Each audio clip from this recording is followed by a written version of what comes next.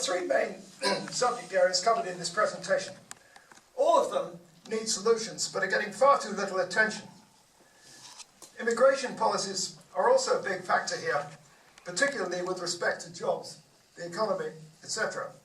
I have everything documented on my website and elsewhere. Let's keep that open for a few moments. Incidentally, as I go through this, I recommend that if you see something on one of my slides that gets you curious, make a note of the number of the slide that gives rise to your concern or question, and then we can go back to that particular slide later on. I was going to say how we were going to know, but you put slide numbers there. That's good. Exactly. Well, this is slide 1. This is slide 1 of 25 slides in this presentation. Okay, I'm going to go to slide 2 now. Here we go. Here on slide 2, I've said some things which you could say are obvious to many people. At the same time, our mainstream media, certain government departments, and so on, seem to be oblivious to all this, or are deliberately ignoring, hoping, A, that nobody will pay attention, and B, that this inattention will persuade the business community, politicians, and so on, that nothing is wrong with the status quo. And again, I suggest this is all rather important, considering the 3 bulleted points at the bottom of this slide, where we're concerned about having the economy make optimal use of the skills of the people who work or want to work. Why did you include military in your additional funds? At the last word. Yeah, military. Because our public services can't function properly if they don't get adequate funding. That requires that the private sector economy be working properly. It's as simple as that. But you say that military is part of the public economic? Well, yes, it is, because it's funded by the federal government. Yeah, no, I understand, but do you approve of it? That's where I want to go. That's a separate question. We'll not go there. That's another presentation. We could discuss that at length. But the point I'm trying to make here is that all our public services depend for adequate funding on a properly functioning private sector economy. If you ignore that, then problems with funding your public services properly are inevitable. Okay, you answered my question. It's just as simple as that. Okay. Here on slide 3, I've said some things about the underlying causes of the problems that we're up against, and why I think they've been going on for so long, since at least as far back as 1982, when I arrived in Canada from the UK. If you give out wrong or biased information for years or decades, based on working to bad specifications of what to produce, people will automatically form the wrong opinions without realizing it.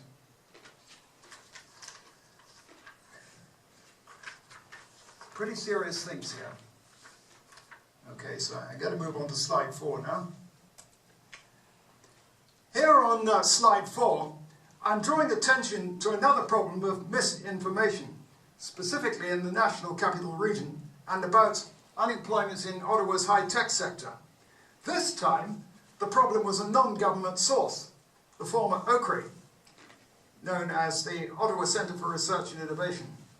As we will see later, what they were saying in public also conflicted with public information coming from Statistics Canada. The overall effect was to cause confusion and anger amongst those affected, play down the size of the problem, and cast doubt on the character of people laid off, but also unable to get re-employed elsewhere. I'm going to move on to slide 5 now. Here on slide number 5, I'm introducing the Ottawa's Hidden Workforce Report of fall 1998, which was preceded by Statistics Canada's report of November 1992, Survey of Persons Not in the Labour Force. If you add the figures under A, B and C, that leads to 144,300 full-time jobs needed to cure unemployment in Ottawa in 1997. But the figure of 38,800 official unemployed might fool most people into thinking that we actually needed 38,800 jobs, less than 1/3 of the estimated true number of jobs actually needed. As things are, there was an article about this in the Ottawa Citizen on October 3rd, 1998, when the report was released. But then it was promptly forgotten and ignored by almost everybody. In that article, RMOC Regional Chair Bob Girelli challenged Ottawa businesses to create 145,000 new jobs.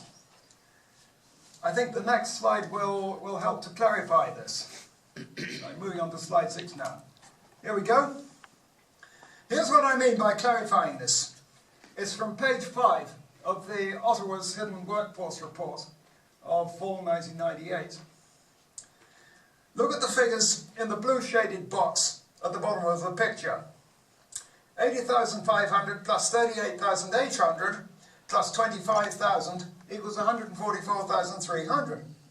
So that's where Bob Girelli's figure of 145,000 new jobs needed came from.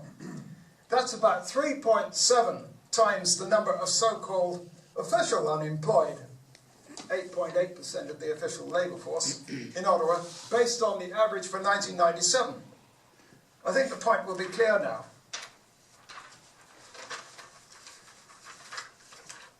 On the next slide, I'm going to show an alternative way of presenting this, which might be Clearer. Easier for people to relate to. Here's an alternative way of presenting it. Here on slide 7 is an alternative way to present the main findings of the Ottawa's Hidden Workforce Report. This form of presentation is much easier to compare with the labour force survey figures given out monthly, which usually emphasise the official unemployed and the official labour force, the red and green areas respectively, and make little or no mention of anything else. I have also added the figure for the total population of the Ottawa Census metropolitan area for 1997, which was 771,900 people, which came from another source and wasn't quoted in the report. The two diagrams on the next slide, okay, no, we would need to go on to slide 8 now. The question is, among other things, what might this mean for the whole country? We also need to include something else, meaning some idea of the implications of another report. I'm referring to Statistics Canada's Work Hours Instability in Canada report of March 2006. The two diagrams on the next slide should help to clarify some key differences between what the monthly labour force survey figures versus what actually might have been happening. Here we go. Okay, so here on slide 9 is the point. The left-hand diagram represents what the labour force survey emphasised for the whole of Canada in January 2006, while the right-hand diagram is a bit nearer the truth for that moment in time. Comparing the two, to my mind, is a bit like comparing some nice green parkland, slightly polluted by the usual sources, dogs for instance, with the contents of a certain well-known type of waste disposal system, a landfill for instance. The pollution of about 2/3 of the green area in the right-hand diagram represents, if you will, a rough summary of the Statistics Canada report of March 2006 just referred to. Only the remaining third of that green area constitutes people who had steady full-time jobs. Never mind any change in this situation since 2006. Two key questions here. What about the effects of the financial crash starting in 2008? And what about the Nortel bankruptcy, among other things?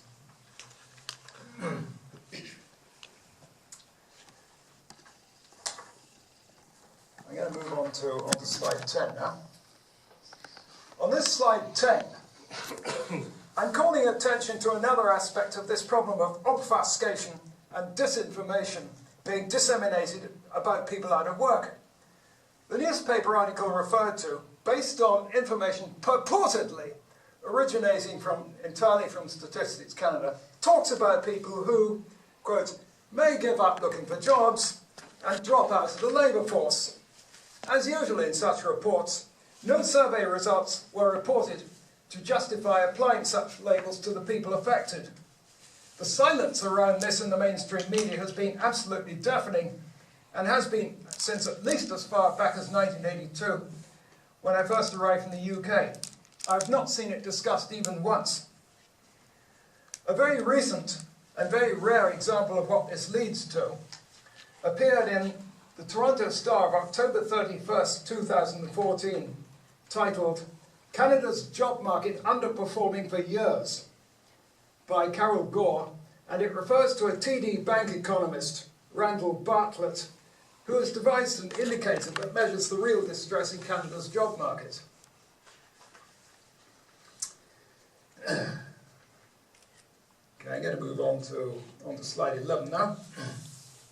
Here on slide 7, I'm drawing attention to a big problem in the National Capital Region involving obfuscation and misreporting about the employment situation in Ottawa's high-tech sector.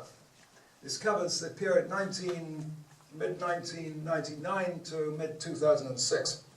The question is this: how could the trends shown by Statistics Canada and OCRE possibly both be right? Nobody was raising any questions about this in the mainstream media until I myself pointed out the problem to reporters Andrew Mayada and James Bagnall from the Ottawa Citizen. Other than the one error noted, the chart in the Ottawa Citizen article referred to agreed quite well with the figures collected by myself and others posting to the Ottawa High Tech Yahoo online discussion group. So that's one aspect of it. Here on slide 12, here's something else that nobody in the mainstream media was considering until the report that I'm referring to here appeared.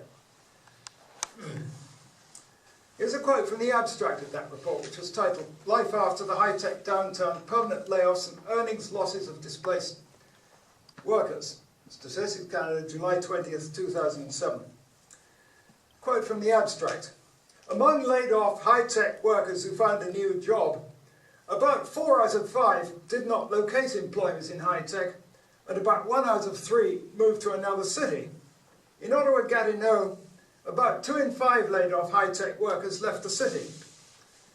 The key to understanding what was actually happening is Venn diagrams like the one you see here.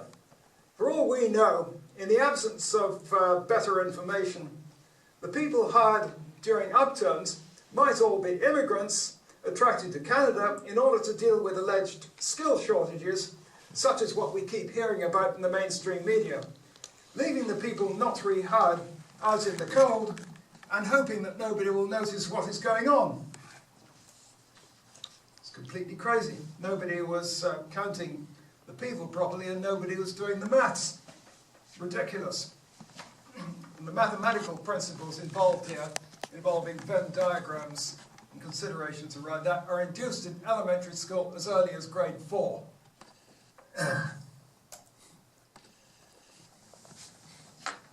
Moving on to slide 13 now.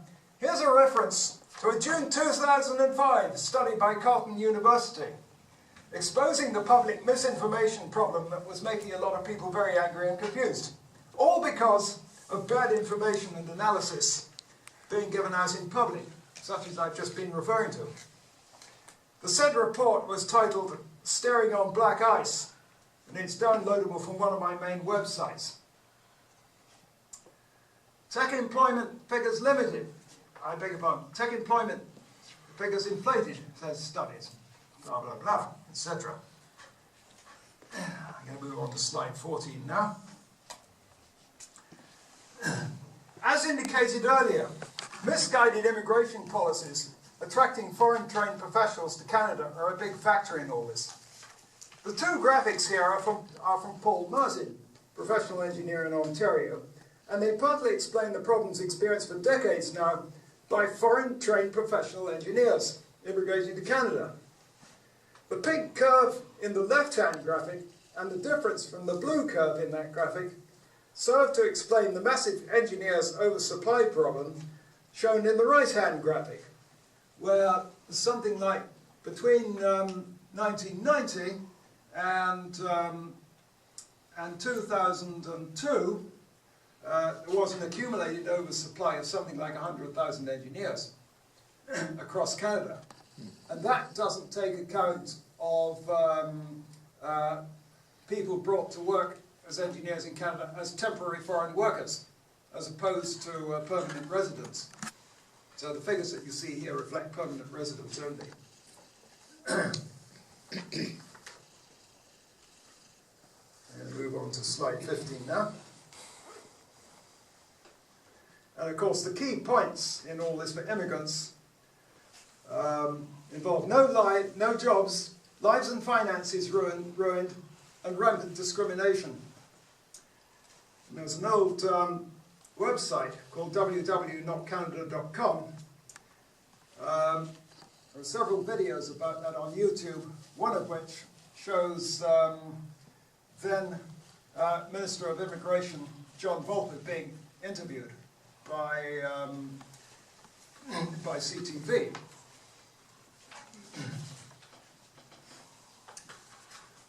I'm going to move on to slide 15 now. Slide 15. This is the last of the 14 charts in this presentation dealing with jobs, the economy, retraining and unemployment. As if it wasn't obvious already, the solutions to this unholy mess actually depend on at least the 4 factors referred to on this slide. It's a combination of better management of the economy, much better access to retraining for those who need it, better media reporting about what's going on, and changes in attitudes in the business community, notably in corporate HR departments.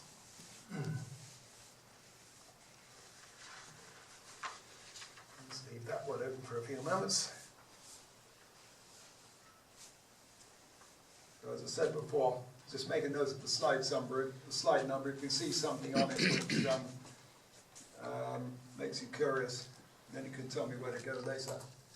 Moving on to slide 16 now.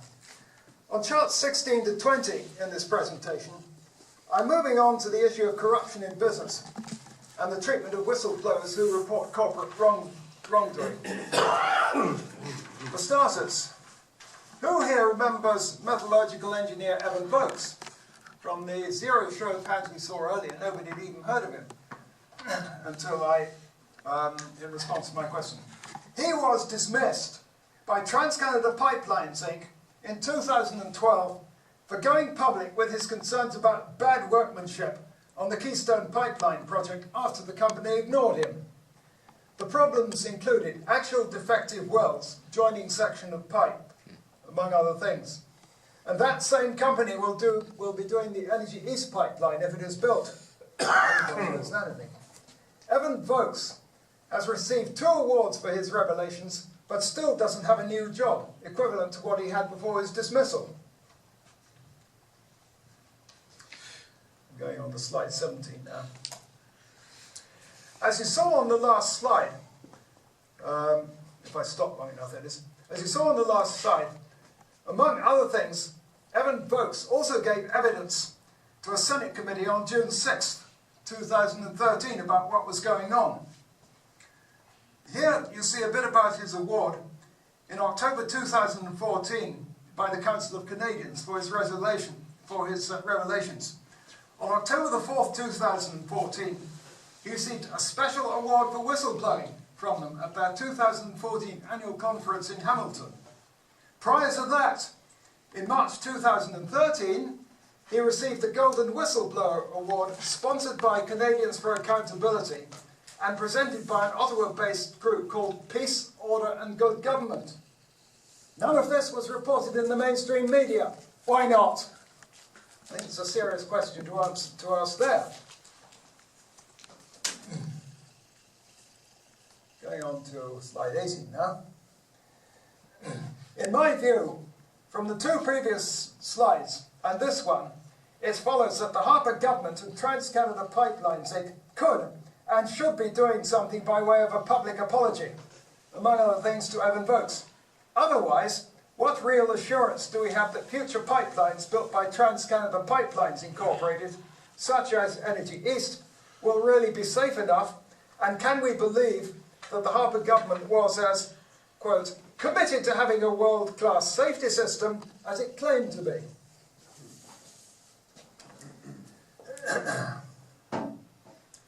The answer is we can't believe any such thing until Trans-Canada Pipelines prove it to everybody's satisfaction, which they still have not done. Moving on to slide 19 now. Turning now for a moment to my own case involving SNC Lavalin Incorporated. If you go to the web page referenced on this slide, you will see that I had the article referred to published in the South Asia Mail internet newspaper in November 2013. Lack of action to expose this sort of thing and expunge the corruption in business involved serves merely to enforce the defeatism and defeatist attitudes that Canadian Prime Minister Stephen Harper is known to object to, or should I say was known to object to. It also works against the hope and hard work philosophy advocated by Liberal Party leader Justin Trudeau, who of course, as everyone knows, is now our Prime Minister, thank goodness. This same company, known in '91 as the SNC Group, allowed its bank account to be seized in August 1991 for non-payment of the court judgment in my wrongful dismissal suit, while simultaneously being able to raise a widely reported $90 million to purchase the assets of the insolvent Lavalin company while taking it over in August 1991. The mainstream media has consistently refused to touch the story whenever I tried to persuade them to do it. Why? What is the excuse? Going on to slide 20 now. Hundreds more whistleblower cases involving corporate wrongdoing have been reported in the mainstream media. But, as you possibly realise by now, mainstream media selectively and arbitrarily suppresses or ignores others. There can be no doubt whatsoever that secretly applied double standards and social prejudices are behind this. In the case of the CBC, the problem has been one of lack of resources caused by the Harper government cuts, aggravated by corporate management dictating to reporters which stories to cover and which to ignore, based on political correctness and social prejudices. Nobody has any business telling us what, quote, can't be done because of the legislation, or some such, or even telling us what cannot be discussed in public, just to protect the reputation of certain big business people who wish to cover themselves up, backed by lawyers and imagined or actual threats of slap-tight lawsuits alleging libel, and because of popular social prejudices. Moving on to slide 20. Slide 20 now.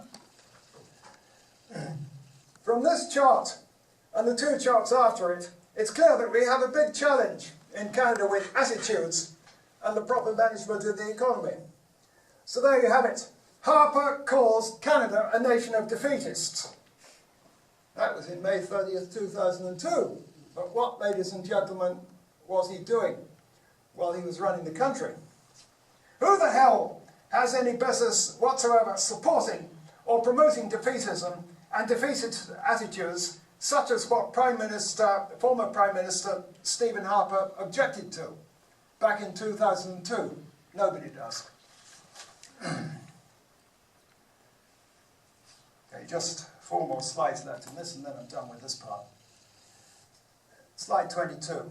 As if that wasn't clear by now, there is no excuse for obfuscation and cover-ups. The solutions for stopping this kind of nonsense are obvious. It's a case of effective whistleblower protection legislation at both federal and provincial level. And as a backup, more resources for mainstream media, such as the CBC, to investigate and report cases that still occur. I hope that last mentioned thing will happen with the CBC Television's Fifth Estate programme, thanks to Justin Trudeau's recent announcement about the increased funding the CBC is going to get. Not a minute too soon either, in my view, thank goodness for change. Moving on to slide 23 now. In managing the economy properly, so that everybody has jobs, we have to be wary at all times about speculation based on endlessly escalating real estate values. I don't know about everyone else, but the 6 points noted in this slide are surely obvious. The solution seems to me to be better public education about what actually drives economic development leading to creation of jobs. In Ottawa, from my standpoint, one report in particular comes to mind. Choosing a Future, a new economic vision for Ottawa. It was published in the fall of 2000 and commissioned by Bob Chiarelli during his time as chair of the former RMOC, which became the City of Ottawa following the amalgamation of 12 local municipalities on January the 1st, 2001. And Bob Chiarelli, as we know, was the first mayor of the then new City of Ottawa. And in fact, he's now my MPP. That report that I'm referring to, Choosing a Future, is also downloadable from one of my main websites. So I think we're done with that one for now, unless somebody would like to stop me. You're on the roll, Robert. Keep I have a it problem on. with talking too much, you see, that's why I asked the question. Go ahead. Got just this slide and one more, and that's it. So, to conclude, we've briefly looked at some big problem areas and indicated some solutions, or at least the paths to those solutions.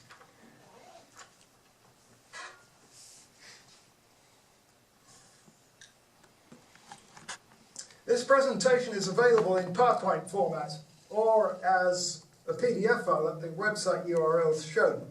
Now, when I get to the end of this event, I'm going to be displaying the URL where you will find links to everything that I'm presenting in parts 1, 2, and 3 of this event. The information is all there for people to refer to, and therefore I also provide a facility for people to review what I presented and raise further questions later, if they so wish. So all I'm going to say now, everything I've told you is backed by comprehensive analysis and supporting documentation on my website. I welcome questions and comments which you can send to the email address shown. Plus, I also have other websites similarly backed by comprehensive analysis and supporting documentation.